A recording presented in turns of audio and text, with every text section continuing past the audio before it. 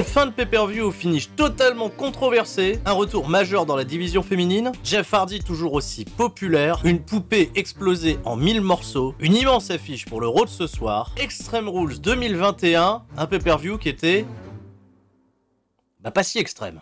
Ouais, salut à tous les Sturymaniacs, on est parti pour la review d'Extreme Rules qui s'est déroulée dans la nuit du dimanche 26 septembre au lundi 27 septembre. Le troisième pay-per-view de WWE depuis le retour du public, avec une carte qui n'emballait pas véritablement tout le monde, seulement 6 matchs annoncés, dont un qui était relégué dans le kick-off, Carmella et Liv Morgan, on en reparlait dans un instant. Mais pendant ce même kick-off, un match impromptu, décidé en dernier instant avec le Star Power de Monday Nitro qui était assez peu représenté sur la carte d'Extreme Rules, avec d'un côté Big E et le New Day, face à AJ Styles, Omos et Bobby Lashley. Ça sera même l'opener. Évidemment, il s'est passé beaucoup de choses importantes pour la suite de WWE lors de Extreme Rules et il est important que vous voyez ce pay-per-view parce qu'il dure moins de 3 heures, il est assez digeste. Le catch y était solide, il y a eu de bonnes surprises. Et évidemment, si vous avez cliqué, je vais bien entendu vous dire ce que j'en ai pensé. Extreme Rules 2021, qu'est-ce qui s'est passé ?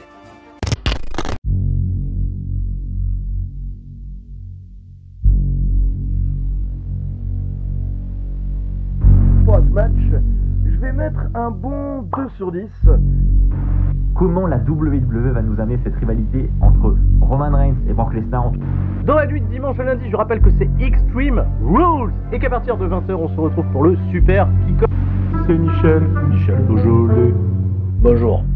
Je m'appelle Michel Beaujolais, arbitre international français de la WWE, et je viens vous expliquer pourquoi, dans le combat de Monday Nitro qui opposait le New Day à la Bloodline, Bobby Lashley n'a pas provoqué de disqualification. Mais avant de justifier l'action de mes collègues, j'aimerais vous proposer un nouvel objet en vente dans la boutique Beaujolais. En dépoussiérant des cartons présents dans la réserve de WWE, j'ai retrouvé une magnifique figurine du démon Finn Balor qui sera en action ce week-end à Extreme Rules. Alors, moi je n'aime pas trop les stipulations de l'extrême parce que bon, vous savez bien, l'arbitre ne sert à rien, mais c'est une magnifique figurine comme vous voyez ici sur laquelle vous pouvez tirer les bras, tirer les...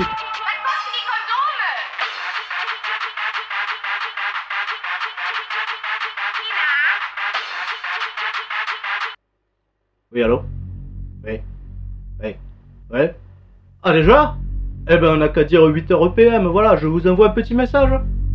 Les affaires reprennent. Bon écoutez, la figurine est déjà vendue, mais je vends également une écharpe de l'Olympique de Marseille, un club...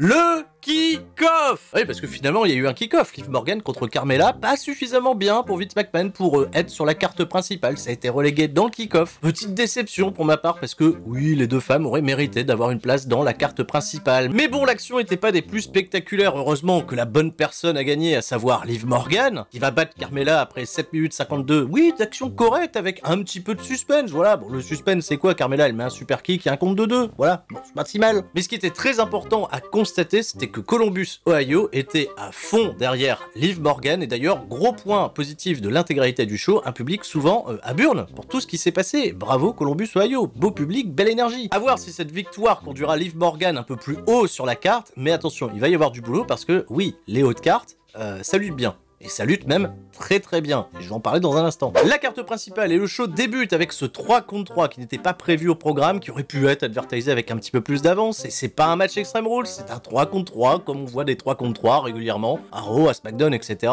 Mais un excellent baromètre cela dit pour constater que Big E est particulièrement très populaire auprès du public, avec un AJ Styles certes dans une position un peu délicate. On se doutait bien qu'avec un Bobby Lashley qu'on veut peut-être pas faire perdre avant qu'il confronte Bill Goldberg, on sait pas, peut-être à Crown Jewel si Bill Goldberg est remis, et un Omos qui on le sait est ultra protégé, et je continue de penser que Omos sera champion de la WWE bien plus vite qu'on le pense. AJ Styles va prendre rapidement le dessus sur Xavier Woods, puis Kofi Kingston, et se confronter à Big E qui va lui mener la vie dure avant d'avoir le relais, la confrontation que les gens attendaient, Bobby Lashley, Big E qui n'était pas sur la carte, mais rassurez-vous, ça arrivera bien plus vite que prévu. De la bonne énergie, il y a eu quelques petits botches, mais pas des choses déconnantes, on a quasiment eu 20 minutes de combat avec un Omos qu'on a très peu vu, juste eu un relais, voilà, où il a, comme d'habitude, massacré sa compétition. Pour qu'au moment des faux finishes, des hot tags, de la partie suspense, il soit, voilà, planté à l'extérieur du ring à ne à ne plus rien faire, à disparaître. Et un final assez intéressant où AJ Styles a refusé que Bobby Lashley fasse son finish, il voulait en terminer avec Big E. Ça peut être une affiche qui peut être cool, Big E, AJ Styles à l'avenir. Bobby Lashley va lui revoler le tag et finalement va porter sa spear sur AJ Styles. Parce que Big E, il a esquivé. Mais Bobby Lashley étant finalement l'homme légal dans le ring, c'est lui qui va manger le big ending pour perdre. Et oui,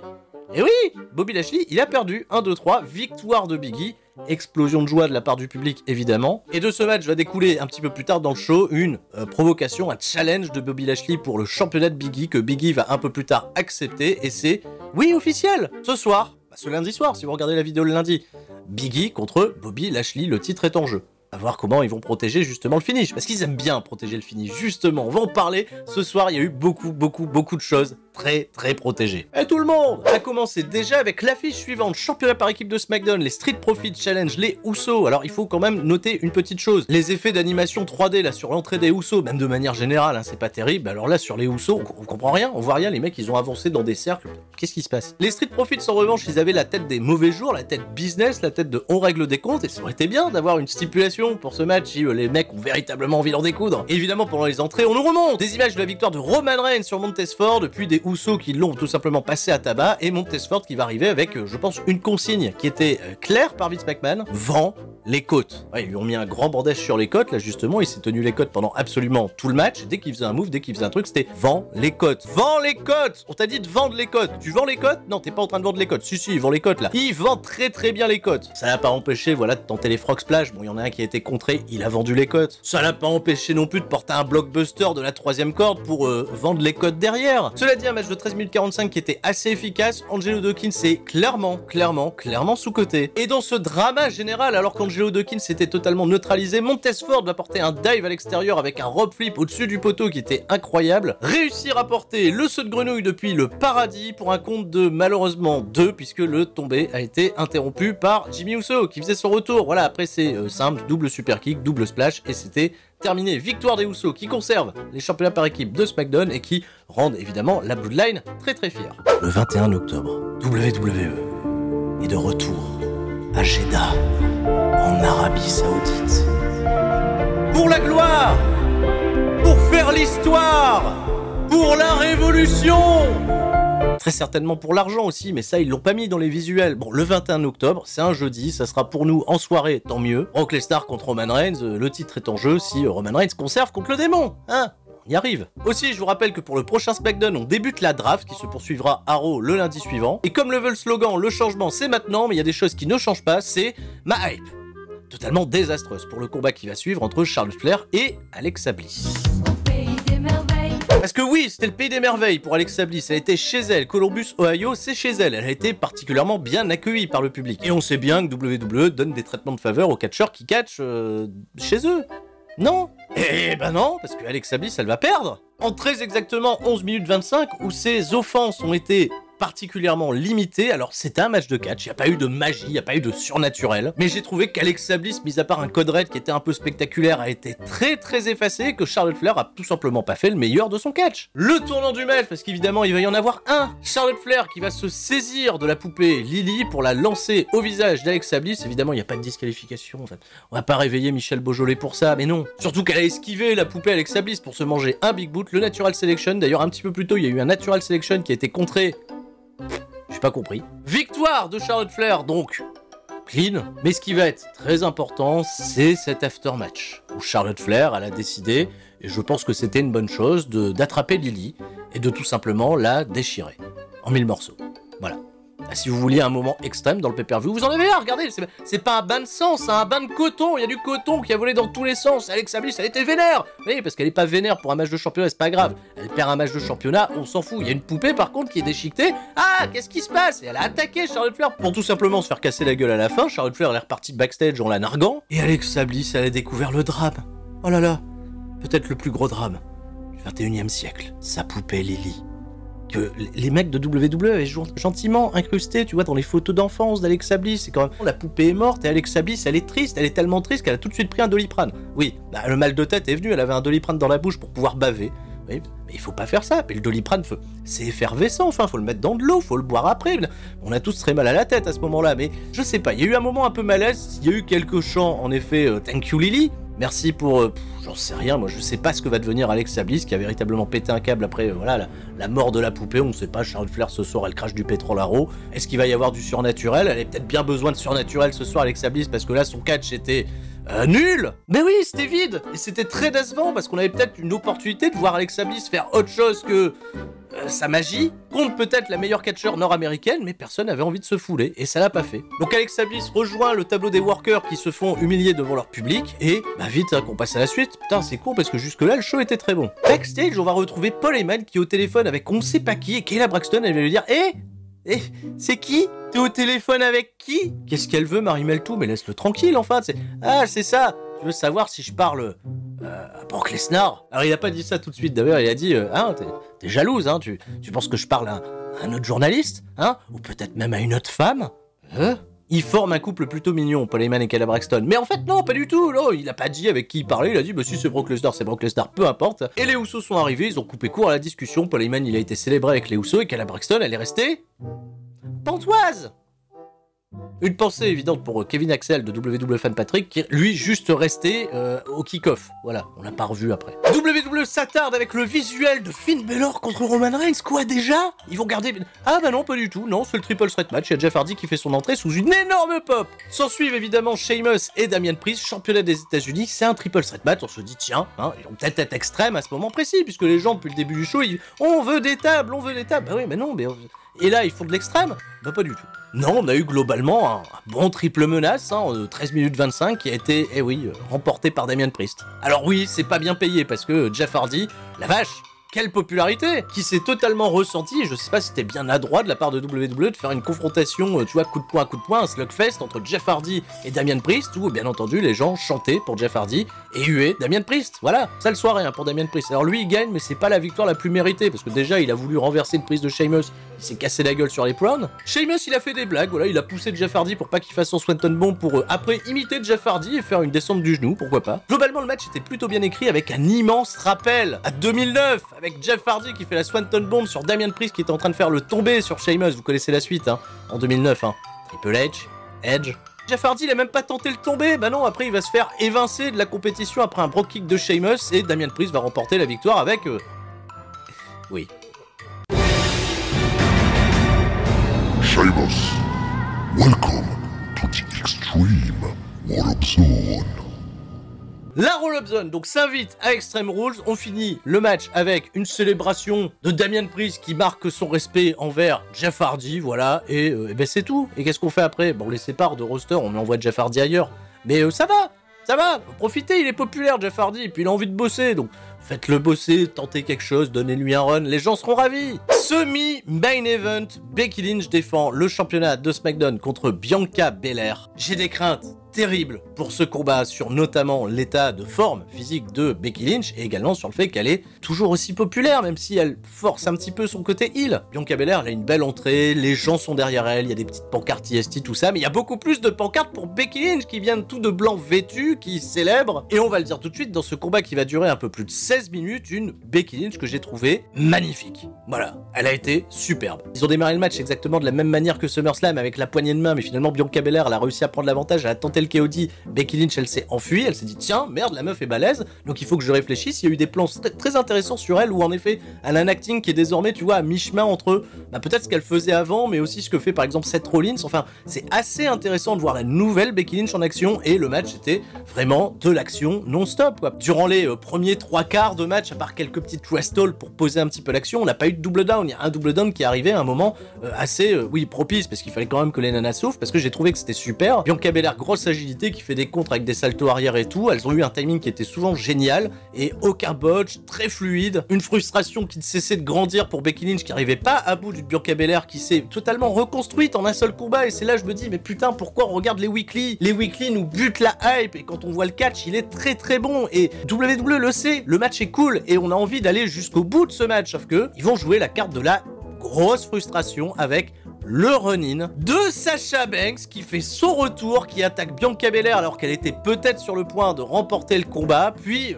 Becky Lynch, Sasha Banks, elle se regarde, elle se dit tiens, tu viens m'aider, qu'est-ce qui se passe? Elle lui fait un petit signe comme ça, elle lui fait un petit pouce, un petit orange Cassidy, pour finalement se faire déglinguer elle aussi. Ça pue le triple menace pour la suite, mais on n'est pas censé avoir une draft où les gens vont peut-être se séparer à l'avenir. Donc je peux comprendre que c'était ultra frustrant de se dire putain, on a une disqualification sur un show qui s'appelle Extreme Rules. Mais un peu à la manière, et je pense que c'est un peu maladroit de comparer à ça, Kenny Omega contre Bryan Danielson quand ça s'est terminé en time limit draw, ça nous a en effet frustrés, et j'ai eu le sentiment que ce match nous a offert de la bonne frustration parce que maintenant j'ai terriblement envie d'en voir plus. Becky Lynch, elle a un catch qui est totalement convaincant, Bianca Belair est une super athlète, et Sasha Banks, on le sait bien, c'est The Boss, et ça va forcément nous promettre des excellents combats, et c'est pour ça que j'ai très peur pour une catcheuse comme Liv Morgan. En effet, elle est plutôt douée, mais là, elle est, je pense, à des années-lumière du niveau des 3 nanas qu'on a vu ce soir du côté de SmackDown. On nous rappelle que ce soir, dans le premier match, en fait, c'est le premier match de Monday Night Raw, Big E, il défend le championnat de WWE contre Bobby Lashley. Mais là, c'est l'heure du main event. C'est le gros chien qui va faire son entrée, le premier accompagné de Paul Heyman dans ce combat Extreme Rules. Il est temps qu'on ait un match extrême. L'entrée du démon avec en effet des effets spéciaux d'animation, j'en peux plus. C'est dégueulasse. Non, vraiment, je trouve ça dégueulasse, là, l'espèce de boule rouge là qui brillait avec des espèces de tentacules qui en sortaient. Vraiment. Bon, le démon après derrière il fait son entrée, c'est plutôt cool, les gens sont contents de le voir, il y a quelques frissons. Bon, il arrive plus en rampant, il arrive debout maintenant, voilà, ça y est, je suis debout, je fais quelques petites manières, tout ça. Il y a la grosse confrontation, il y a Roman Reigns qui s'en bat les couilles. Pour lui c'est un mec maquillé, il s'en fout. Il est pas impressionné par le démon, d'ailleurs même dans le match, c'était assez cool de voir le démon à un moment retourner Roman Reigns pour lui porter un anatémie, de voir Roman Reigns ne pas le vendre, tellement voilà, c'est juste le même, mais il est maquillé. Hein. Un excellent point sur ce combat, c'est que les gens réclamaient des tables depuis le début de la soirée, ils réclament des tables, et Roman Reigns, il va sous le ring, il va pas prendre une table, il va dire non, pas de table pour vous, moi je vais prendre un kendo stick, les tables, c'est moi qui les suis, c'est moi le chef de la tribu, c'est moi qui call the shots, comme on aime dire. Il y a un super plan, parce que quand il veut revenir dans le ring, il y a plus Finn Balor, il est un peu plus loin, et lui il a un kendo stick encore plus gros. Tu sais, il a mis des kendo sticks ensemble, ça fait 3 kendo sticks. Il va prendre l'avantage, et globalement, dans ce combat qui a duré un peu moins de 20 minutes, l'action était vraiment très bonne. Il y a eu de la bagarre dans le public et ça c'était un petit peu cool parce que comme ils sont partis dans le public, Roman Reigns il a tendu le bras à Paul Heyman qui lui a donné, je sais pas ce qu'il lui avait donné au début, mais il lui a donné un masque. Le protocole Covid qui est totalement respecté par Roman Reigns, on va dans le public etc, je mets mon masque, voilà, pour me battre dans le public. Et alors, ça vous pose un problème?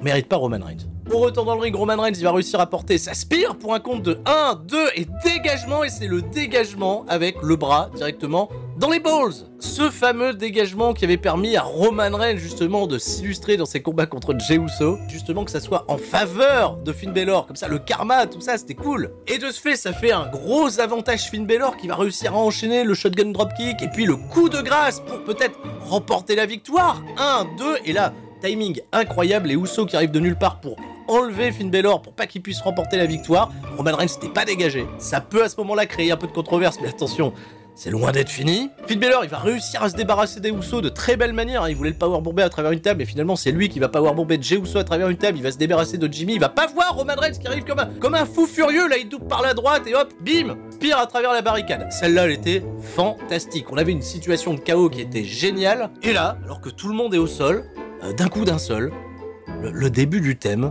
de Finn Balor, du démon qui retentit, la salle qui se plonge en rouge et le mec il se met à convulser. Oh, ça y est, le président Zouzou, ça y est, le catch congolais, qu'est-ce qui se passe? On n'a pas eu de surnaturel avec Lily, ils vont nous mettre du surnaturel là? Et ouais, le mec il convulse, etc. Et quand la musique elle démarre, le mec en fait, il a un Hulk up. Il a son second souffle, il revient, là il bute absolument tout le monde, la Roman Reigns, il repasse à travers une table.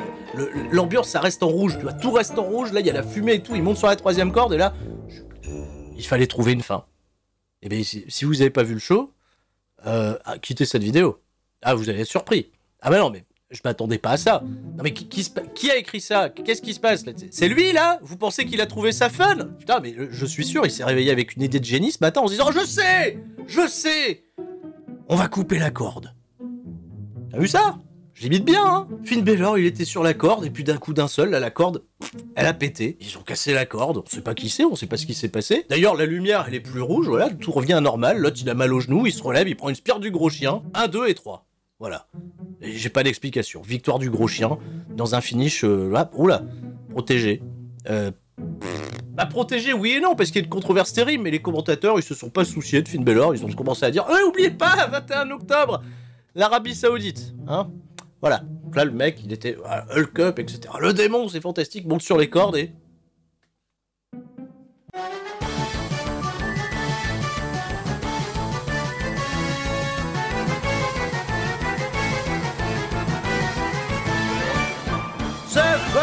Voilà, qu'est-ce que vous voulez? Je vous donne plus d'explications? J'ai pas d'explications, c'est... Bonjour. Je m'appelle Michel Beaujolais, arbitre international à WWE assistant Lamar, et j'ai une explication.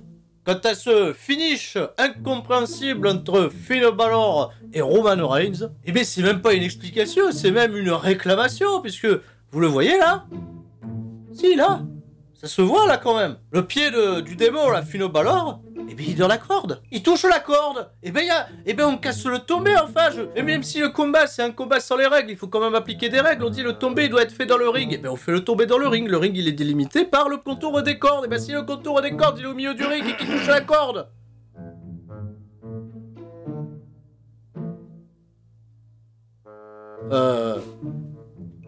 Oh mais je dois me presser, j'ai rendez-vous à 8 PM.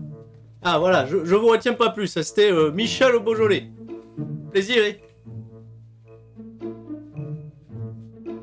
La corde. Et ben ainsi s'achève ce pay-per-view Extreme Rules sur une note particulièrement étonnante. Alors c'est dommage parce que le match va se faire saquer dans les ratings, etc. Je sais que beaucoup l'ont détesté, pourtant jusqu'à ce moment de la convulsion, j'ai trouvé ça plutôt excellent. Et même globalement, Extreme Rules était un pay-per-view que j'ai trouvé assez solide. Et encore une fois, pour un pay-per-view de WWE, on avait assez peu d'attentes. On a été agréablement surpris. Sur ce, je vous souhaite à toutes et à tous une excellente soirée. Et on se dit à très bientôt sur la chaîne C'est ça le catch. Et tout le monde, reste fort. Sauf les cordes. C'était Sturi. Ciao, bye bye. Ah bah vous avez bien fait de téléphoner parce que depuis ce matin ça n'arrête pas, j'ai vendu une chaussette, j'ai vendu l'appareil à raclette, le fameux vous savez que j'avais présenté dans une autre vidéo, voilà il est parti, mais il était temps hein, parce que pas de demande évidemment, donc la figurine, ça tombe bien, il ne me reste plus qu'une, mais c'est pas pour ça que vous êtes venus, c'est... Ça là? Ah non à côté, le cahier? Qu'est-ce que vous allez faire avec le cahier? Il est déjà utilisé le cahier, c'est un vieux cahier, ça devait partir à la poubelle, il y a marqué Aleister Black, fan de personnage, victoire du gros chien. Là il y a des trucs barrés, là je vois, je comprends pas. C'est ça qui vous intéresse? Mais ça, je n'ai pas fait de prix, ça, vous proposez... mais écoutez, je vous fais le cahier, je vous fais un emballage cadeau s'il vous faut. Je peux même vous donner une compilation de musique techno qui me fait très plaisir. Vous aimez la musique techno? Mais votre visage me dit quelque chose. Je vous ai pas déjà rencontré dans les bureaux à Saint-Ford? Oui, le cahier, tenez. Ah bah écoutez, si on m'avait dit qu'aujourd'hui j'allais vendre un vieux cahier qui traînait au fond du carton, l'écharpe de Marseille, ça vous intéresse pas, non? C'est parce qu'ils vont être chargés cette saison. Ah bah vous avez vu le Paris Saint-Germain là, avec Lionel Messi, là forcément les Marseillais ils sont remontés, hein. Sinon il me reste également une vieille selle de cheval. Je sais pas si vous aimez les animaux, monsieur. Et le cheval c'est quand même incroyable. Moi j'en fais depuis que je suis tout petit. En revanche l'appareil à raclette, je devrais en rentrer à la semaine prochaine, parce que là en effet l'hiver va arriver, une bonne raclette évidemment ça réchauffe. Voilà pour les fêtes de fin d'année et passer un bon moment en famille, hein. Et eh ben on se tient au courant, et je vous dis à la prochaine, merci encore mon bon monsieur.